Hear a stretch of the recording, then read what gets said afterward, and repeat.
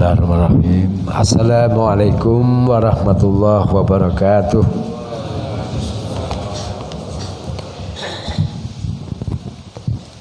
Innal hamdalillah nahmaduhu wa nasta'inuhu wa nastaghfiruh wa na'udzu billahi min syururi anfusina wa min sayyiati a'malina. May yahdihillahu fala mudilla lahu wa may yudlil fala hadiyalah. Asyhadu an la ilaha illallah wahdahu la syarikalah wa asyhadu anna Muhammadan abduhu wa rasuluh. Allahumma salli ala Muhammad wa ala ali Muhammad. Yaqulullahu ta'ala a'udzu billahi minasyaitonir rajim. Ya ayyuhalladzina amanu taqullaha haqqa tuqatih wa la tamutunna illa wa antum muslimun. Wa qala Rasulullah sallallahu alaihi wasallam bi hadisihi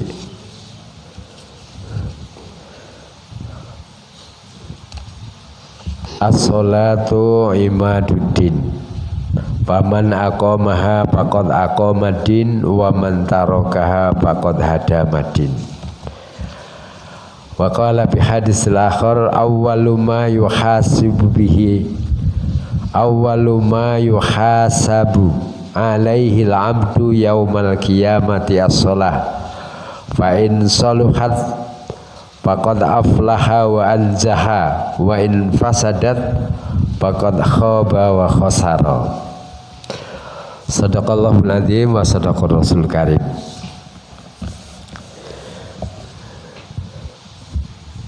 Jemaah salat subuh yang dirahmati Allah, bersyukur kepada Allah Subhanahu wa taala. Pada pagi hari ini kita bisa menunaikan sholat subuh berjamaah. Salawat dan salam semoga tercurah kepada junjungan alam Nabi besar Muhammad sallallahu alaihi wasallam yang kita tunggu syafaatnya pada hari kiamat nanti, dan kita senantiasa berusaha mengikuti sunnah-sunnah beliau. Salawat untuk pagi hari ini materi tentang sholat untuk kitab Safinatun Najah sudah selesai ya. Insya Allah kita akan masuk ke materi yang lain tadi. Untuk materi Safinatun Najah ini ya, yang perdalam adalah memang tentang toharoh dan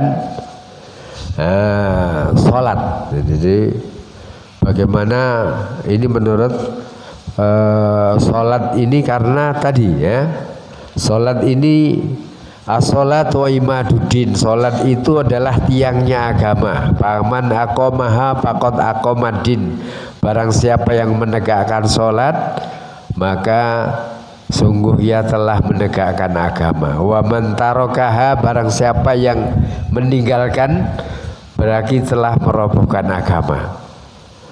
Banyak sekali ya, banyak sekali ini ayat ataupun hadis yang kelebihan-kelebihan dari sholat.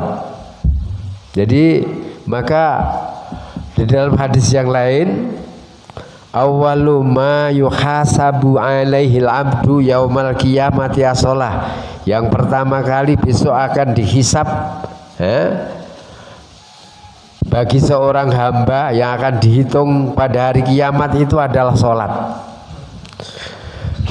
Fa in saluhat, apabila sholatnya itu baik, faqad aflaha wa anjaha, sungguh yang lain akan sungguh dia beruntung dan selamat. Wa in fasadat, apabila sholatnya buruk, faqad khaba wa khasara, sungguh dia telah merugi ya.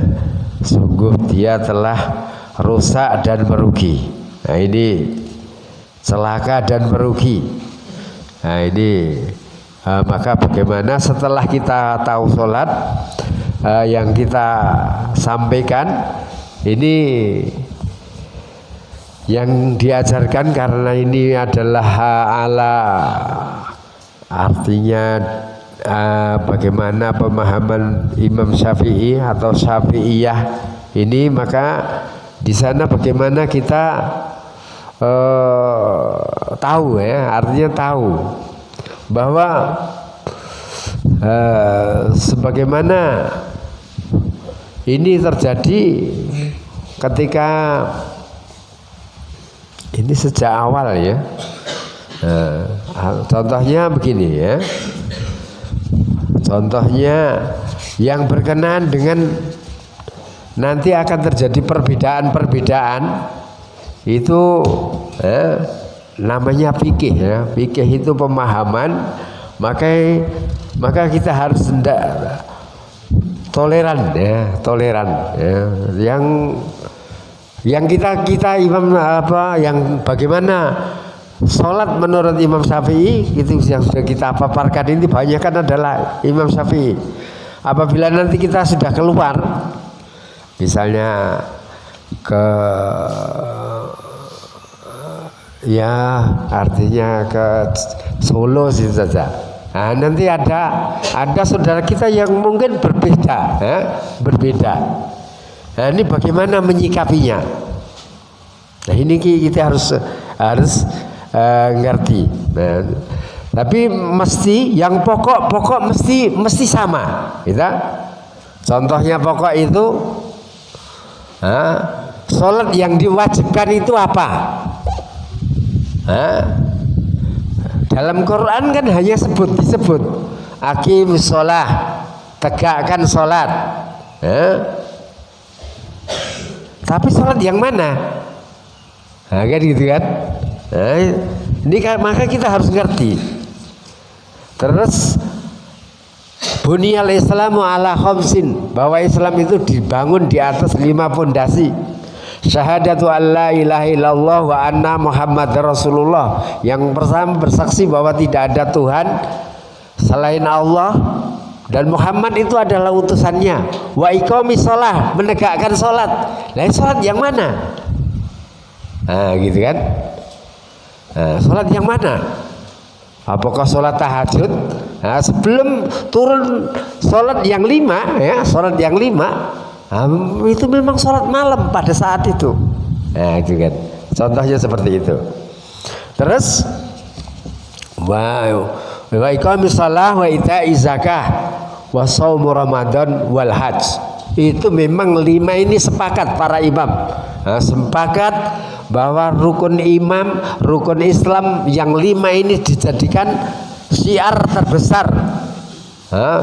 Ini harus kita terang-terangan ya. Kita terang-terangan sejak rukun Islam yang pertama kita terang-terangan. Perang itu pun batasannya adalah kalimat la ilaha illallah. Kalau sudah ngomong la ilaha illallah sudah nggak akan dibunuh lagi ya. Nah itu.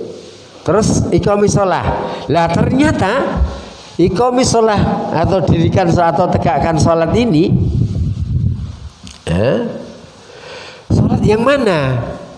Ternyata Rasulullah SAW ketika peristiwa Isra wal Mi'raj, Nabi besar Muhammad SAW, karena betapa pentingnya Isra, betapa pentingnya sholat itu, maka Allah Subhanahu wa ta'ala mengisrakan, memperjalankan subhanalladzi sakhkhara lana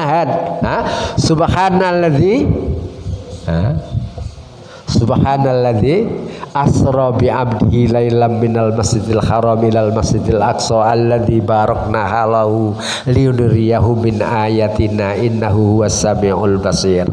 Allah memperjalankan hambanya yaitu Nabi Muhammad SAW dari Masjidil Haram ke Masjidil Aqsa, dari Masjidil Aqsa naik ke Sidratil Muntaha untuk menerima wahyu sholat, langsung diterima oleh Allah Subhanahu wa ta'ala. Makanya betapa pentingnya yang lain kan perantaraan malaikat Jibril. Ketika sudah sampai ke langit yang ketujuh, wah, malaikat sudah tidak bisa naik. Akhirnya Rasulullah SAW berarti derajatnya manusia, derajatnya Rasulullah itu ketinggiannya, derajatnya di sisi malaikat berarti lebih tinggi daripada malaikat. Dan makanya malaikat Rasulullah SAW bisa naik. Ini tentang apakah bisa langsung atau tidak, itu perbedaan para ulama. Kemudian artinya wahyu itu sholat itu diterima langsung. Berapa jumlahnya? 50 kali. Nah, kemudian dari perjalanan itu akhirnya ketemu nama para nabi yang memprotes adalah ketika turun, wahai Muhammad, apa yang disampaikan kepada Allah, apa yang disampaikan Allah kepadamu bahwa umatnya atau beliau dan umatnya ada kewajiban sholat yang 50 kali dalam sehari semalam. Akhirnya terus Nabi Musa, wah udah tidak mungkin wahai Muhammad, umatmu tidak akan kuat seperti itu. Terus kemudian suruh minta keringanan sampai diringankan menjadi 5 kali sehari semalam. Setelah peristiwa 5 kali sehari semalam ini, Rasulullah SAW itu sudah tidak lagi disuruh, tapi disuruh, ini umatmu sudah tidak akan kuat juga Muhammad, maka mintalah. Kemudian Rasulullah SAW sudah malu, sudah mau malu, akhirnya 5 kali sehari semalam itu sama dengan pahalanya 5 kali sehari semalam itu sama dengan 50 kali sehari semalam mengerjakannya. Artinya pahalanya amalan itu. Jamaah sholat subuh yang dirahmati Allah, maka yang iqamis sholah yang mana? Itu para ulama sepakat bahwa yang dimaksud iqamus sholah itu adalah sholat yang 5. Maka tatkala baginda Rasulullah SAW ba'atsan Nabi sallallahu alaihi wasallam Mu'adzan ila zaman, tatkala Nabi Muhammad sallallahu alaihi wasallam mengutus Mu'adz ke Yaman. Yaman itu adalah orang-orang Nasrani, dakwah di sana. Kemudian ditanya,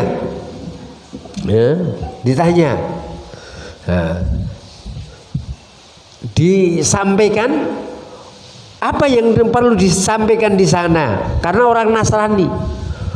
Yang pertama disarankan ud'uhum ila syahadati allaha ilallah. Serulah Mu'adz ke sana itu nanti. Kami utus ke sana itu yang pertama menyeru bahwa tidak ada sesembahan selain Allah.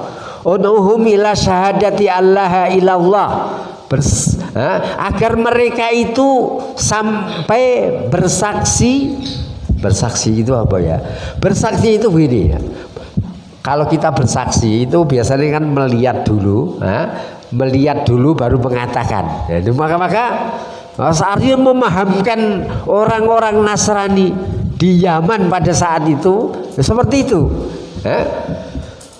Ud'uhum ila syahadati allaha illallah wa anni rasulullah. Jadi pertama yang diserukan kepada orang-orang Yaman pada saat itu, serulah kepada mereka bahwa mereka agar bersaksi bahwa tidak ada Tuhan, tidak ada sesembahan selain Allah, wa anni rasulullah, dan aku adalah utusan Allah. Fa in ata'u lidzalik, apabila mereka itu sudah memenuhi persyaratan itu, sudah memenuhi panggilanmu itu, sudah bersaksi tidak ada Tuhan selain Allah dan Muhammad itu utusan Allah, fa in ata'u lidzalik fa'alimhum, apabila mereka sudah mentaati apa yang kalian seru, maka kunci kita itu adalah tadi la ilaha illallah Muhammad Rasulullah tadi. Yang termasuk tadi yang diutusnya Mu'adz bin Jabal ke negeri Yaman itu. Wa in ata'u lidzalik, apabila mereka sudah mentaati, sudah mengucap itu wahai Muhammad, sudah mengakui bahwa aku untuk utusannya, fa'alimhum, ajarkan kepada mereka annallaha iftaradha alaihim khamsa salawatin fi kulli yaumin wa lailatin, bahwasanya Allah Subhanahu wa taala setelah mentaati mengucapkan tadi Akhirnya ajarkan kepada mereka bahwasanya Allah Subhanahu wa taala mewajibkan kepada mereka itu sholat yang 5. Jadi yang dipatok yang menjadi dasar kita dalam rukun Islam itu adalah sholat yang 5, yang sholat yang 5. So ini sepakat, ulama semuanya sepakat,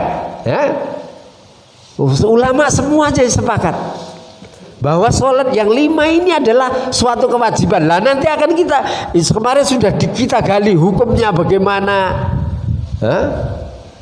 apalagi nanti hukumnya mesti wajib sholat yang 5 ini. Sepakat para ulama, para imam sepakat. Kemudian karena tadi menjadi ukuran kita, yang menjadi ukuran kita adalah sholat yang 5 yang akan menjadi timbangan tadi. Nanti tentang sholat malam itu membuat kemuliaan kita, akan mengangkat derajat kita, itu yang lain. Tapi kewajiban kita yang Allah perintahkan kepada kita adalah sholat yang 5 ini. Maka siapa yang mengamalkan di dalam hikmah daripada Isra, mengamalkan sholat yang 5 kali itu sama dengan pahalanya dengan 50 kali itu tadi. Maka jadi sholat yang mana yang di Allah wajibkan? Yaitu sholat yang 5, sholat yang 5, yaitu sholat subuh, sholat duhur, sholat asar, sholat maghrib, dan sholat isya. Nah, itu dari antara sholat yang 5 ini itu ada keistimewaan sendiri. Itu akan dibahas, sudah banyak dibahas kemarin ya. Kemudian maka betapa pentingnya dasar ini setelah la ilaha illallah tadi, maka anak-anak kita itu suruh mengajari, suruh mengajari sholat ini sejak kecil.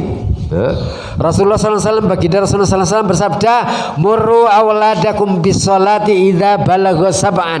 Perintahkanlah, ajarkanlah kepada anak-anak kita apabila sudah umur 7 tahun. Umur 7 tahun itu anak-anak kita suruh ajari. Wadribuhum 'alaiha idza balaghu asharan. Ajari, kurang daripada itu diajari. Kemudian tatkala sudah umur 10, kok belum, masih lengah-lengah, ini suruh mukul. Nah, sekarang kan kena kasus ya, mukul anak gitu. Padahal ya memang ini penafsiran para ulama, mukul ini, darbatan itu pukulan ya. Darbatan ghairu mubarrihin, itu pukulan yang sifatnya itu mendidik ya, mendidik ya, bukan menyakiti ya, gitu, menyakiti. Ya kadang-kadang dirasakan ada sakit itu enggak ya. Artinya sikatnya mendidik. Kalau sampai 10 tahun kok belum sholat, itu suruh mukul. Suruh mukul. Suruh mukul. Kemudian setelah dipukul apa? Wafarriqu bainahum bil madhaji, dan pisahkan tempat tidurnya. Jadi kalau anak itu sudah umur 10 tahun, umur 7 tahun tadi mulai diajari sholat, 10 tahun itu mulai, apabila kok belum melakukan itu rada dikerasi. Karena ini pelajaran penting sekali. Penanaman akidah ini dari sini awal. Kemudian kalau sudah umur 10 tahun, fariqu bainahum bil madhaji, pisahkan tempat tidurnya dari orang tua. Nah, ini memang dari Islam itu indah betul ya. Yang akan kami bahas ini mungkin ini ya, artinya sepakat para ulama sepakat aqimus sholat, yang dimaksud dalam rukun Islam adalah sholat yang 5. Bagaimana nanti kalau kemudian terjadi perbedaan ya, perbedaannya apa? Perbedaannya mesti perkara yang kecil-kecil. Perkara yang kecil-kecil mesti akan beda. Tapi nek tentang hukumnya, Hukumnya pecahan dari 5 tadi. Misalnya sholat berjamaah, sholat berjamaah, itu mesti mulai beda sejak para imam. Artinya tentang perbedaan yang furu'iyah kayak gini, tentang perbedaan yang furu'iyah yang kecil seperti ini, sudah ada yang bahwa hukum sholat jamaah, maksudnya sholat jamaah yang 5 itu hukumnya apa itu? Wajibkah atau fardu kifayahkah atau sunnahkah? Ini memang sudah ada sejak para imam sudah terjadi. Ini kan kita nggak usah terkejut aja. Ada landasannya, udah pakai landasan. Lah bagaimana memisahkan ini? Ini ngomongnya, misalnya saya ngomong yang paling, yang benar ini berarti yang salah, yang lain salah. Oh yang benar sholat jamaah itu wajib, berarti yang lain salah. Oh, maka para imam mengikuti. Mereka sama-sama berdasar. Mereka sama-sama berdasar. Tapi tentang sholat yang 5 itu mesti wajib. Tidak ada yang menyelisih. Para imam tidak ada yang berbeda pendapat bahwa sholat yang 5 mesti wajib. Tapi ketika sholat berjamaah yang 5, ini mulai ada perbedaan. Bagaimana menyikapinya? Banyak sekali ya. Kita belajar di sini Imam Syafi'i, kita ke Saudi sana itu sudah berbeda lagi ya. Ada sholat biasa-biasa saja, angkat tangannya biasa, enggak ditaruh aja di bawah sana, akan muncul seperti itu.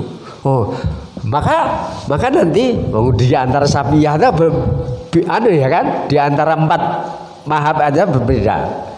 Nah, ini maka kita harus hati-hati. Ini furu'iyah. Yang furu'iyah ini kita harus hati-hati. Imam Syafi'i mengatakan afdhalu sholatul jamaah min sholatil fardhi bi 27 darajatan. Keutamaan sholat berjamaah itu dibanding sholat sendiri itu ada 27 derajat. Berarti kan memberi peluang nek tidak berjamaah berarti itu tidak 27 derajat. Sendiri 1 derajat.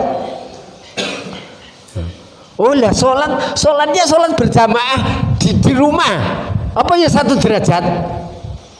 Ya, Abu Bakar As-Siddiq radhiyallahu anhu habis sholat di masjid bersama Imam Rasulullah SAW, pulang menjadi imam keluarganya. Mana yang terpakai, sholat wajibnya bersama Rasulullah atau sholat yang bersama keluarganya tadi? Kita kan boleh. Nah, ini contohnya seperti ini. Nah, di sini maka sholat cepat ya. Sholat berjamaah itu kalau menurut Imam Syafi'i itu memang sunnah muakkadah. Sunnah muakkadah.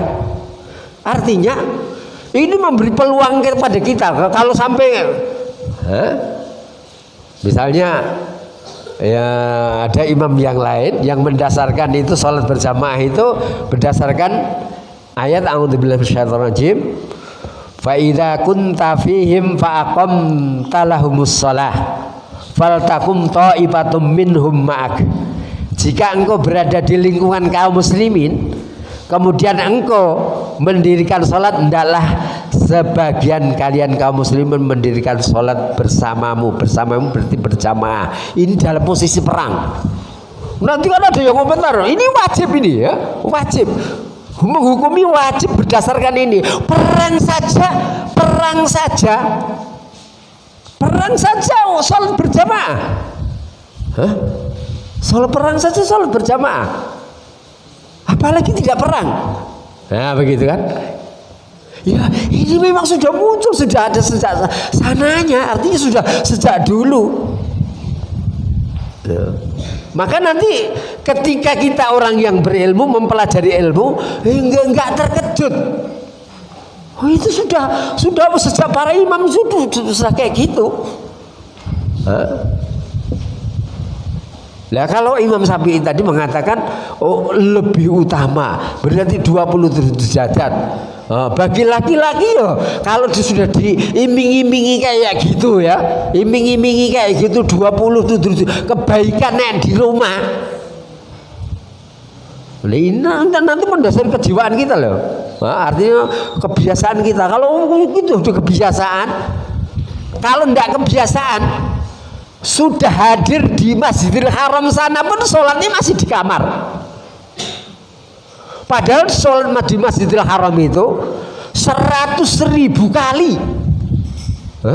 Berapa tahun itu 100.000? Satu kali sholat di situ sama dengan 100.000 kali.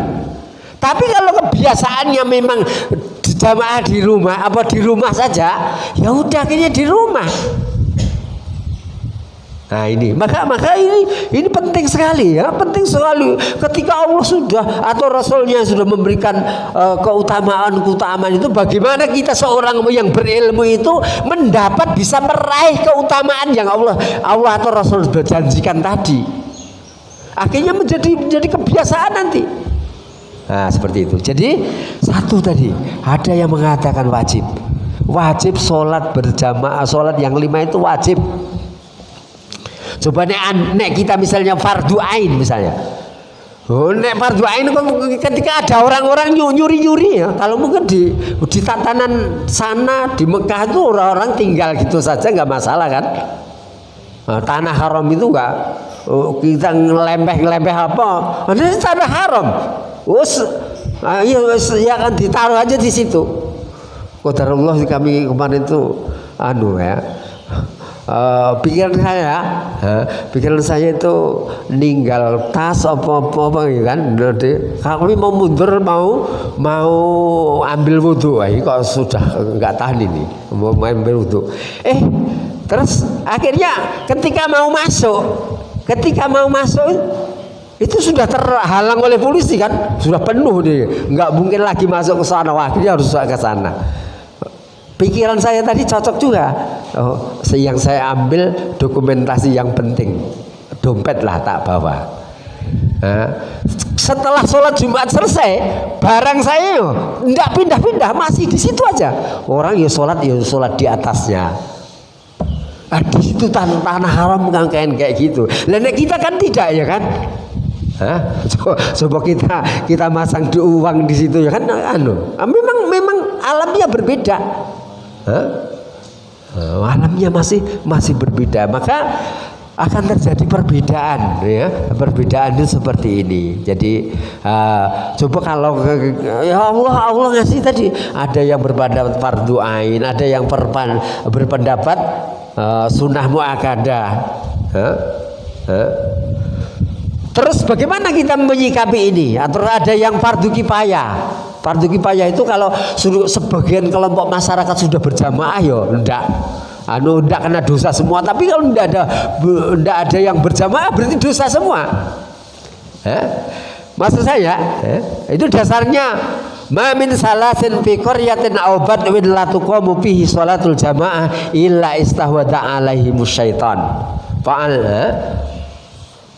Fa'alaikum bil jamaah fa inna ma yaqulu dhi'bu minal ghanamil khasiyah. Jadi bila dalam satu kampung itu ada 3 orang ya. 3 orang itu tidak ditegakkan sholat berjamaah, maka 3 orang itu dikuasai setan. Ada 3 apalagi lebih 3 kampung lebih dari 3 orang tidak sholat berjamaah, orang itu dikuasai setan. Fa'alaikum, maka hendaklah kalian berjamaah. Sesungguhnya setan itu akan makan serigala itu yang sendirian. Kalau pas serigala itu bersama-sama, harimau itu nggak mau makan, atau serigala tadi nggak mau nangkap. Tapi kalau pas sendiri ya itu dimakan, dia akan disikat tadi. Lah itu ibaratnya seperti itu. Lah dari 3 ini saja, dari 3 hukum sholat berjamaah ini sudah sejak lama. Mau sekarang itu mau diperdebatkan Ini bagi orang yang berilmu ngulang-ulang nguras tenaga saja. Wong imam sudah itu. Ya sekarang berangkatnya yang paling benar bukan berangkat dari hukum, berangkat dari hukum, tapi berangkat dari keyakinan yang benar. Orang itu kita diciptakan tanda syukur kita kepada Allah mesti mencari yang lebih utama. Itu berdasarkan ilmu, bukan berdasarkan hukum. Oh, kalau begitu kita makmurkan jamaah ini. Salah satu kemakmuran masjid, salah satu memakmurkan masyarakat dengan sholat berjamaah. Apa kata? Salah satunya idza imari buyuti, apabila orang memakmurkan masjidku itu asorob tu dalika, aku akan palingkan nenek adab itu akan mestinya didatai ke situ itu nek karena ternyata masyarakatnya berjamaah dipalingkan dipindah ke tempat lain. Itu kan karena kita keutamaan bukan berangkat dari hukum. Nek berangkat dari hukum apa itu kita kan fardu, kita kan sunnah muakkadah, sunnah fardu kifayah. Nah, tapi mana artinya ada 3 hukum tadi benar semua kan?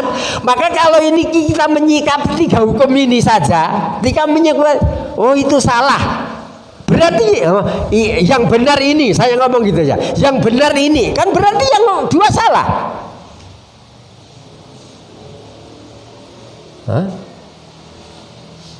Memang oh yang benar ini berarti yang 2 salah. Oh yang benar kita sholat berjamaah. Ya memang benar ya. Tapi berarti kan menurut yang salah. Artinya kita tolerannya itu di situ. Kita itu masalah fikih, masalah hukum. Ya maka dalam masalah hukum itu kita toleran. Sebagaimana para imam dulu itu pun toleran. Angkat tangan ada yang ini, toleran juga. Mesti ya ulama itu jentreh kan mesti pakai dasar, mesti pakai dalil. Itu jelas. Soalnya kami dulu juga pengajaran saya itu diajari sholat itu lancang. Wah aku belum ngerti, belum bisa membantu. Satu-satunya itu seolah-olah yang lain salah. Oh ternyata enggak ya. Ini fikih. Fikih. Ada yang berangkat secara labdiah gitu ya monggo. Gitu akhirnya toleran. Tapi ketika karena itu sudah berjalan sejak dulu. Nah gitu.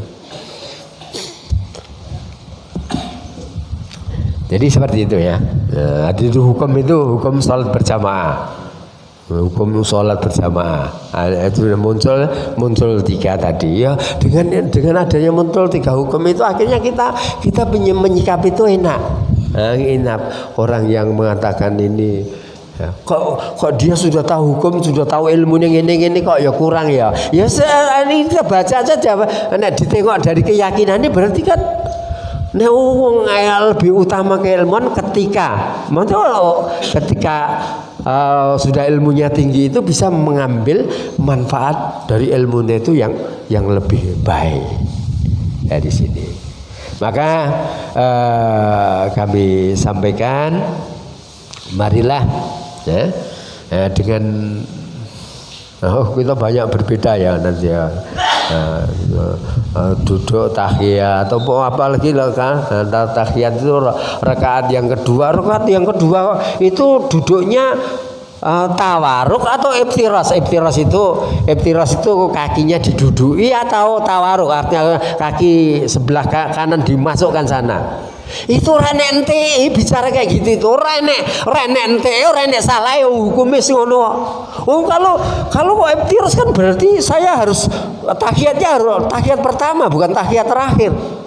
Nah, akan begitu. Padahal ya udah itu selisih pendapat itu masalah. Itu sudah ada masing-masing ada dasarnya. Nah, Imam Syafi'i kalau 2 rakaat kami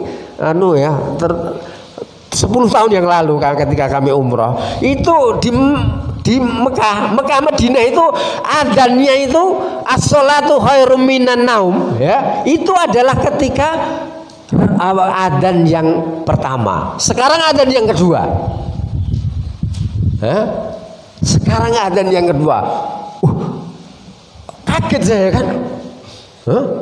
Wah, mungkin sekolahan saya masih adzan yang pertama. Oh, ternyata gitu ya. Oh, itu persis pemahaman sebagaimana tarikh. Dalam tarikh Islam itu kan ada. Ada dua adzan. Ya, ternyata. Oh ya, adzan subuh, adzan subuh. Waktu itu kan oh iya ya. Waktu itu saya benarkan waktu saya waktu sekolah saya juga ngajarkan adzan pertama itu waktu masih masih boleh sahur kan. Akhirnya itu tidak pakai as-sholatu terus. Sekarang berubah baik di Mekah atau di Madinah. Orang Indonesia ketika naik haji kan ada yang salah, banyak salah kan. Yang pas qadarullah itu sholatnya tidak di masjid misalnya kan. Wah, udah as-sholatu khairum minan naum, ketika adzan pertama sholatu khairum minan naum langsung subuh.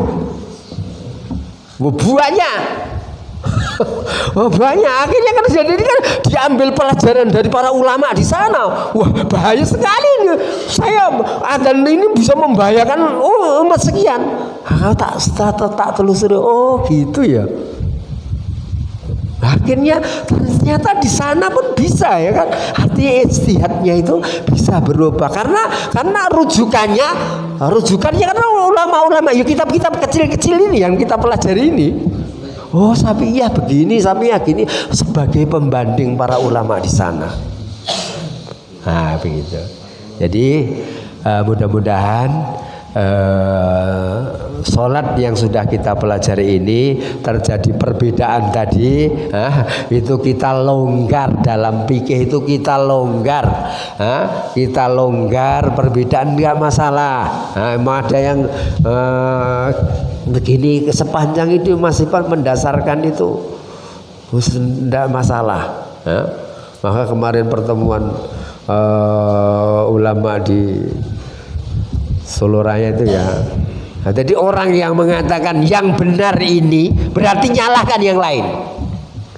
Artinya dia kan tidak mau mengakui yang lain. Nek mengakui paling tidak hati-hati dalam perkara yang ikhtilaf kayak gini. Nah kan ini ikhtilaf. Boleh saya pakai ini yang lebih kuat. Enggak apa-apa. Enggak apa-apa. Memang orang berilmu, kita setelah kita nyari ilmu itu nanti nyari yang lebih kuat. Seruan-seruan yang lebih utama. Saya kerjakan di rumah dapat satu kebaikan, saya kerjakan di masjid dapat 27 kebaikan. Apalagi kalau nanti di Mekah, di Madinah. Di Mekah, wah 100 kali, 100.000 kali, masya Allah. Nah, di sini mudah-mudahan materi yang sholat yang sudah kita pelajari ini tentang fikih, tentang pemahaman yang agak berbeda-beda sedikit itu, tapi mesti bukan pokok ya, mesti bukan ingat-ingat itu bukan pokok, furu'iyah saja. Maka kita sangat toleran, ini kan sangat toleran. Ada seperti itu, sehingga kata orang yang berilmu kita mengambil manfaat yang keutamaan yang lebih utama, seperti itu. Ini saja yang kami sampaikan. Mungkin ada pertanyaan? Mudah-mudahan ada. Nanti insya Allah Safinatun Najah berikutnya kita akan pindah tentang sholat. Ini memang yang kita pelajari itu Syafi'iyah ya. Kadang-kadang nanti kita menemukan perbedaan itu lapang aja. Nah, artinya sebagai pembandingnya gitu. Nah, saya kira itu yang kami sampaikan. Kalau tidak ada pertanyaan cukup. Mudah-mudahan insya Allah kita ambil berangkat dari akidah. Kalau kita laki-laki itu bagaimana bisa sholat berjamaah di masjid, itu utama, yang paling utama tadi. Demikian wa akhiru da'wana alhamdulillahirabbil alamin. Astaghfirullah li wa lakum innahu wal ghafurur rahim. Wassalamualaikum warahmatullahi wabarakatuh.